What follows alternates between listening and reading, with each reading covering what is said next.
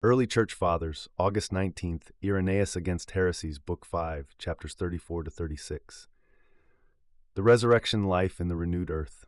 I have already shown from many scriptures that the righteous will rise again, not into some vague spiritual state, but into a real, restored life in God's renewed creation. Isaiah himself speaks plainly. The dead will rise again. Those lying in their tombs will awake. Those who dwell in the earth will rejoice.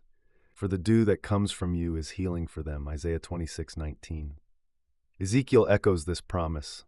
I will open your tombs and bring you out of your graves. I will lead my people out from the places of burial. I will breathe my breath into you, and you will live. Then I will place you on your own land, and you will know that I am the Lord. Ezekiel 37:12-14. Again, the Lord says through him, I will gather Israel from every nation where they have been scattered. I will display my holiness among them in the sight of the nations. They will live in the land I gave to my servant Jacob. They will live there in peace, building houses, planting vineyards, and living with hope when I bring judgment on all who have dishonored them. Then they will know that I am the Lord their God, the God of their fathers. Ezekiel 28:5-26. The church is the seed of Abraham, the one who, under the new covenant, can raise up children to Abraham from the very stones, is the same Lord who, under the old covenant, promised to gather his people from all nations. Jeremiah confirms it. The days are coming, declares the Lord, when they will no longer say, As surely as the Lord lives, who brought the children of Israel up from the land of the north, and from all the other lands where he had banished them. But instead, as surely as the Lord lives, who brought them back to the land I gave to their ancestors. Jeremiah 16:14-15. Creation's increase in the Lord's table. Isaiah also speaks of creation itself sharing in this renewal. On every high mountain and hill there will be streams of running water on that day, when great slaughter comes and walls fall. The light of the moon will be like the light of the sun, and the light of the sun will be sevenfold, like the light of 7 days, when the Lord heals the wounds of his people and removes the blow they suffered. Isaiah 30, verse 25-26. The blow was death itself, struck at the beginning because of Adam's disobedience. The Lord will heal it when he raises us from the dead and restores the inheritance promised to our fathers. Again, Isaiah says, You will find your joy in the Lord, and he will cause you to ride upon the heights of the earth and feed you with the inheritance of Jacob your father. Isaiah 58:14. The Lord himself gave the same picture in his parable of the watchful servants. Blessed are those servants whom the master finds awake when he comes. Truly I tell you, he will dress himself for service, have them recline at the table, and he will come and serve them. If he comes in the second watch, or in the third, and finds them ready, blessed are those servants. Luke 12:37-38. John speaks the same in the Revelation. Blessed and holy is the one who shares in the first resurrection. Revelation 20:6. The gathering of the nations. The promises were not for Israel alone, but for the church gathered from the nations, the islands, as the Spirit calls them, because they stand surrounded by the stormy sea of the world, yet serve as harbors of safety. Jeremiah says, Hear the word of the Lord, you nations, proclaim it in distant islands. He who scattered Israel will gather him and keep him as a shepherd keeps his flock. The Lord will ransom Jacob and redeem him from the hand of those stronger than he. They will come and shout for joy on the heights of Zion. They will rejoice in the bounty of the Lord, in grain, new wine, olive oil, young of the flocks and herds. They will be like a well-watered garden, and they will sorrow no more. Jeremiah 31, verse 10-12. At that time, even the virgins and young men will dance together, the old will rejoice, and the Lord will turn mourning into joy. The priests, whom I have already shown to be all the disciples of the Lord, will be filled with his goodness. Such promises clearly point to the creation's feasting in the kingdom, where the Lord himself will serve his people. The rebuilt Jerusalem. Isaiah also speaks of Jerusalem and the one who reigns there. Behold, a king will reign in righteousness, and princes will rule with justice. Isaiah 32:1. And of its foundations, I will lay your stones with colorful gems and make your foundations with sapphires. All your children will be taught by the Lord, and great will be their peace. In righteousness you will be established. Isaiah 54:11-14. Again, behold, I create Jerusalem to be a joy, and her people to be a delight.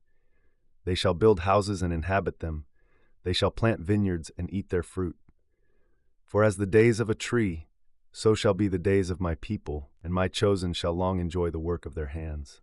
Isaiah 65:18-22. No mere allegory. If someone tries to explain these prophecies away as mere allegory about heavenly things, they run into the stubborn literalness of the language. Isaiah says, "The day of the Lord is coming, relentless fury, to lay waste the land and destroy sinners from it. Those who remain will multiply on the earth. They will build houses and live in them. They will plant vineyards and eat their fruit." Isaiah 13:9, 65:21. These speak of the resurrection of the just after the coming of the Antichrist and the destruction of his nations. In those days, the righteous will reign on the earth, strengthened by the sight of the Lord, enjoying fellowship with the Father's glory, with holy angels, and with those saints preserved through the tribulation. The final renewal and the many mansions. These promises look forward to the kingdom age, when the earth will be restored by Christ and Jerusalem rebuilt after the pattern of the Jerusalem above. In that time, the creation will not be destroyed, for the substance of God's handiwork remains. The present form of the world, marked by sin, will pass away, but the renewed heavens and earth will endure forever, as Isaiah says, "As the new heavens and the new earth that I make will remain before me, so will your name and descendants endure." Isaiah 66:22. The presbyters, disciples of the apostles, teach that in that age there will be various dwellings for the saints. Some will be taken into heaven itself, others will enjoy the beauty of paradise, and others will live in the splendor of the renewed city. This is what the Lord meant when he said, "In my Father's house are many rooms." John 14:2. The 100-fold will be in heaven, the 60-fold in paradise, the 30-fold in the city. All will see the Savior according to their worthiness, and all will ascend, through the Spirit to the Son, and through the Son to the Father, until the Son himself hands the kingdom back to the Father, that God may be all in all. 1 Corinthians 15:24-28. John saw this first resurrection and the reign of the righteous on the earth. The prophets foresaw it. The Lord promised to drink the cup new with his disciples in the kingdom. The apostles declared that creation itself will be freed from corruption into the glorious liberty of the children of God. Romans 8:21. And after the kingdom, the Father will bestow greater gifts still, things beyond all human imagining, upon those joined to his Son, perfected in his image, and brought past the angels into the fullness of his likeness. Conclusion. This is the truth. God truly raises real men, not shadows. He renews creation, not into nothingness but into incorruption, and he appoints for the saints a kingdom on earth as the foretaste of the unending glory to come. When the Son delivers the kingdom to the Father, then will God be all in all. And with this, I bring my work to its close, having set forth the promises of God and the hope of the resurrection in which the faithful shall rejoice without end. B. Augustine, The Confessions, Book 13, Chapter 3, Section 3. The formlessness of the earth before creation. And truly this earth was invisible and formless. And there was I know not what profundity of the deep, upon which there was no light, because it had no form. Therefore you commanded that it should be written, that darkness was upon the face of the deep. What else was it than the absence of light? For had there been light, where should it have been save by being above all, showing itself aloft and enlightening? Darkness as the absence of light. Where, therefore, light was as yet not, why was it that darkness was present, unless because light was absent? Darkness therefore was upon it, because the light above was absent, as silence is there present where sound is not. And what is it to have silence there, but not to have sound there? Have you not, O Lord, taught this soul which confesses to you? Have you not taught me, O Lord, that before you formed and separated this formless matter, there was nothing, neither color, nor figure, nor body, nor spirit, yet not altogether nothing. There was a certain formlessness without any shape. A Thomas Aquinas Summa Theologica, Part 1, Question 114, Article 2. Whether to tempt is proper to the devil objection. It seems that tempting is not proper to the devil, since Scripture sometimes says that God tempts, and man too can tempt another. Responsio. To tempt means to test someone, usually to reveal what is hidden in their heart. In itself, tempting is not always evil, because one might test with the good intention of leading someone toward greater good. This is how God is sometimes said to tempt, not in order to bring about sin, but to reveal virtue, as when he tested Abraham. In that sense, temptation can be for a righteous purpose. But the devil's tempting is different. He tempts not to strengthen virtue, but to cause a fall. Tempting toward evil, with the aim of making someone sin, belongs to the devil most of all. He works by suggestion, by stirring up desire for what is against God's law, or by presenting obstacles to good actions, seeking always to draw the will away from God. Humans may tempt in this evil way too, but when they do, they act as instruments of the devil. The same can be said of the flesh and the world. They may draw someone into sin, but the devil is the chief instigator who makes use of them. So while others may tempt toward evil, the role belongs properly to the devil as its first mover and source. Quick summa.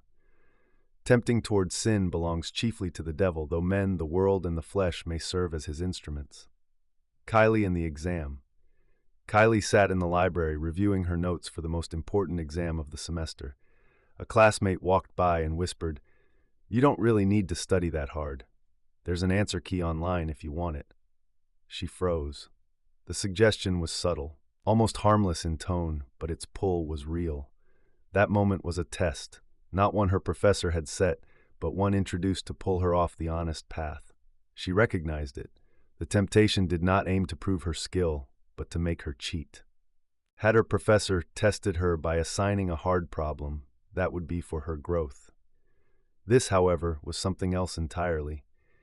In the same way, God may test to make virtue visible, but the devil tempts to bring about a fall.